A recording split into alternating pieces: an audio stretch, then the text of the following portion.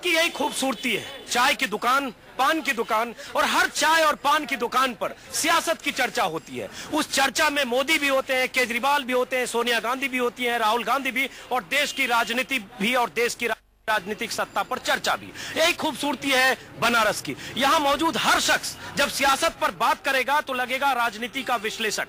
इसलिए मैं फिर एक चाय की दुकान पर हूं। फर्क यह है कि यह इलाका मुस्लिम बहुल है, मदनपुरा इलाका बोलते हैं। जरा समझेंगे मुसलमानों के मन में, मुस्लिम के मन में क्या है, उनके मन में क्या चल रहा है। दिल्ली से हम बहुत कुछ देखते हैं बनारस को, आज हम बनारस से देखेंगे दिल्ली को इनकी नजर से। तो हम जरा पूछते हैं इनसे क्या सोचते हैं ये लोग इस चुनाव के बारे में, बनारस के बारे में, उम्मीदवारों के बारे में, केजरीवाल के बारे में, मोदी के बारे में, अजय राय के बारे में और दिल्ली की सत्ता के बारे में। जरा आप ही से समझते हैं, आप अखबार पढ़ रहे हैं, जरा फारिग होइए थोड़ा अखबार से और बताइए कि आप लोगों का कंसर्न क्या है। चुनाव है, वोटिंग है, अलग अलग जगह सबकी अपनी राय है और अपनी, देखो पब्लिक की राय है, जो राय अच्छी पड़े वही लोग करेंगे।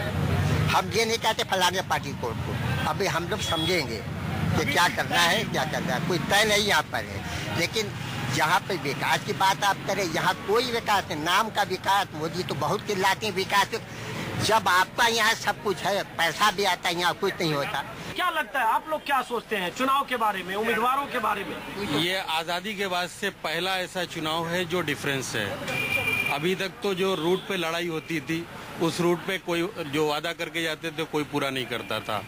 अब यहाँ पे कैंडिडेट दो बाहर से हैं और कुछ यहाँ के लोकल भी हैं, कुछ पड़ोस के भी हैं। लेकिन असल ये अध्यात्म की राजधानी कही जाती है बनारस। बनारस असल ये काशी है, और जिसका पाप का घड़ा भर जाता है वो बनारस का रुख करता है और अपने पाप का प्रायश्चित करता है। आप किसी की तरफ, एक मिनट, किसी की तरफ इशारा कर रहे हैं क्या? मैं इशारा ये करता हूँ कि पूरे दुनिया से लोग यहाँ आते हैं अपने पाप का प्रायश्चित करने के लिए। अगर मोदी भी आए हैं अपने पाप का प्रायश्चित करना चाहते हैं तो पहले उनको अपने पाप का प्रायश्चित करना चाहिए, फिर लोगों के दिलों में जो अपनी जगह बनानी चाहिए, फिर वोट मांगने का। तो मोदी तो कह चुके हैं कि मैं बनारस आऊंगा, मुस्लिम हमें प्यार करने लगेंगे और मैं मुसलमानों के या बनारस के दिल को जीतने आया हूं। तो आपको लग रहा है मोदी दिल जीत पाएंगे, आप लोगों का दिल जीत पाएंगे? नहीं, ऐसा तो कहने से रही है बात। जबकि दिल किसी का जीतना होता है तो उसके बीच में जाया जाता है, उसकी राय लिया जाती है, अपनी राय मंशा जाहिर की जाती है। उन्होंने ऐसा कुछ नहीं कहा, टीवी पे कह दिया मैं जाऊंगा दिल जीत लूंगा, तो ऐसे इतने आसानी से तो होता नहीं है। तो इनका दिल जीतना आसान नहीं है। नरेंद्र मोदी ने जरूर कहा है कि दिल जीतने आ रहा हूं, अगर मुसलमान हमसे मिलेंगे तो हम दिल जीत लेंगे। लेकिन सिर्फ मोदी की बात नहीं है, बात केजरीवाल की है, बात प्रियंका गांधी समर्थित, प्रियंका गांधी के आशीर्वाद से अजय राय जो उम्मीदवार बने उनकी भी बात है, बात कैलाश चौरसिया की भी है जो उत्तर प्रदेश के मंत्री है। जरा इन सब के बारे में भी समझेंगे। क्या लगता है आपको, बाकी भी उम्मीदवार है? इसकी बात हम कुछ नहीं कहेंगे, पब्लिक को क्या करना है इसका हम जानते हैं। अभी हम लोग कुछ तय नहीं किया किसको वोट दिया जाए। बार बार एक चीज कह रहे हैं कि अभी हमने तय नहीं किया है। समझिए चचा ने कुछ सोच के रखा है भीतर भीतर। चचा अपने मन की बात आने दीजिए।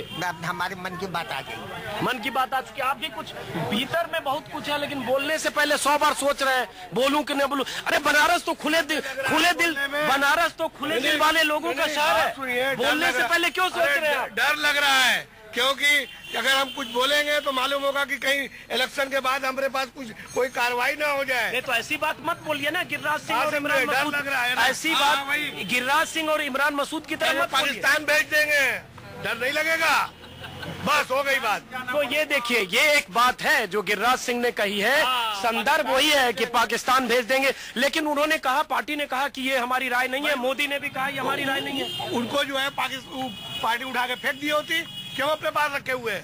ये गुस्सा है, ये गुस्सा है इनका। चलिए आपने सुना, अब तो थोड़ा सा आप बताइए कि जो कह रहे हैं, आपको क्या लगता है ये जो कह रहे हैं? ये बिल्कुल सही कह रहे हैं। भाजपा को अपने अंदर इसी परिवर्तन को लाने की जरूरत है। जब तक ये इसी को मैं प्रायश्चित कह रहा था। एक बात बताइए, प्रायश्चित की बात तो हम करेंगे, लेकिन आज अरविंद केजरीवाल का नॉमिनेशन है, पर्चा दाखिल कर रहे हैं। अरविंद केजरीवाल चुनौती देने मोदी को दिल्ली से यहाँ गए, तो केजरीवाल के बारे में भाई केजरीवाल जी ने तो पहले से चैलेंज किया हुआ था कि मोदी यहाँ से लड़ेंगे, हम वहाँ से लड़ेंगे। उसके अंदर मर्दानगी है। मतलब आपका सॉफ्ट कॉर्नर केजरीवाल के लिए है? हमारा सॉफ्ट कॉर्नर अभी किसी के लिए नहीं है। हम एक दिन पहले रात में फैसला करेंगे, सुबह वोट पोल रात में फैसला करेंगे। बहुत अच्छी बात इन्होंने कही कि एक दिन पहले रात में फैसला करेंगे। लेकिन आपको लगता है, आपको मैं ये पूछूं कि आपको लगता है कि आपके फैसला करने से, और आप ये जितने लोग हैं वो एक आदमी आप या 10 लोग फैसला करेंगे उसी हिसाब से वोट देंगे? नहीं, जो फैसला करेंगे वो अपने मर्जी का फैसला होगा। हर आदमी अपना फैसला करने के लिए स्वतंत्र है। केजरीवाल बार बार मोदी पर हमला, मोदी को चुनौती देने बनारस आए हैं, तो बनारस की ये आवाम आपस में बात करते हैं, जैसे माइक आता है तो आप बोलने से बचते हैं। चाचा जरा बोलिए, क्या आप ठीक है, आपने इशारों में मोदी से नाराजगी जाहिर की, लेकिन आपका मन क्या कहता है? मोदी की पॉलिटिक्स नहीं है। अभी अखबार में ये आया है, तोगड़िया ने क्या कहा, हम कहीं जाकर जमीन नहीं खरीद सकते, मकान नहीं खरीद सकते, हमारे ऊपर कब्जा कर लिया जाएगा, पाकिस्तान भेज दिया जाएगा, मार दिया जाएगा। तो मुसलमान तो ऐसे ही डरा हुआ है। लेकिन सवाल ये उठता है कि इन सब के बीच आपका मन किधर है, ये भी समझना जरूरी है, क्योंकि एक तरफ मन आपका नहीं है, मैं समझ गया। अब उसके बाद क्या? हमारा मन, हम फैसला एक दिन पहले ही करेंगे, क्योंकि हर आदमी स्वतंत्र है, हम भी स्वतंत्र हैं। हम यही खास बात है बनारस की। चाय की दुकान पर बैठे लोग सियासत कर रहे हैं, मन में इनके सियासतें करें, पत्ता नहीं खोलेंगे, एक दिन पहले फैसला करेंगे। आप समझ सकते हैं कि चाय पर चर्चा यहाँ जरूर हो रही है, लेकिन इनके मन में कुछ फैसला हो चुका है, और या ये सब मिलकर फैसला करेंगे। लेकिन कई बार लगता है कहीं ये गफलत तो नहीं है कि आपको लगता है कि आप 10-20 लोग फैसला करेंगे और उसी के हिसाब से सारी आवाम, सारी जनता, सारा मुस्लिम पॉपुलेशन उसी हिसाब से चलेगा? नहीं, सवाल ही नहीं है। सवाल ही नहीं है ना। तो क्या फैसला करेंगे आप? अभी देखा जाएगा, क्या देखा जाएगा जी।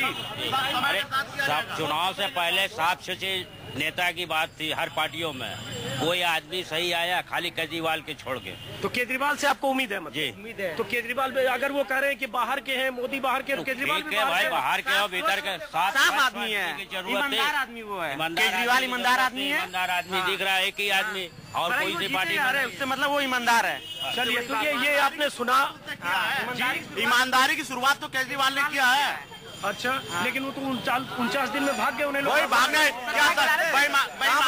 बीजेपी कांग्रेस मिलकर उसको परेशान करके रखा हुआ है। क्या बीजेपी और कांग्रेस ने मिलकर परेशान किया हुआ है। सत्ता पर कब्जा बेईमानी से किया जाए, ये सही है? यह ईमानदारी का नाम बताया जा रहा है, सही है। इससे बड़ा ईमानदार कौन हिंदुस्तान के अंदर है? जाना है उनकी अपनी मजबूरी। चलिए, ये आपने सुना। अब आप ये उसके ईमानदारी का सबूत है जो उसने सत्ता छोड़ दी। अब आप दर्शक के नाते जरा अंदाजा लगाइए कि इनके मन में क्या है, इनके दिलों में क्या है, इससे आप अंदाजा लगा सकते हैं। अब हम वापस लौटते हैं दिल्ली स्टूडियो।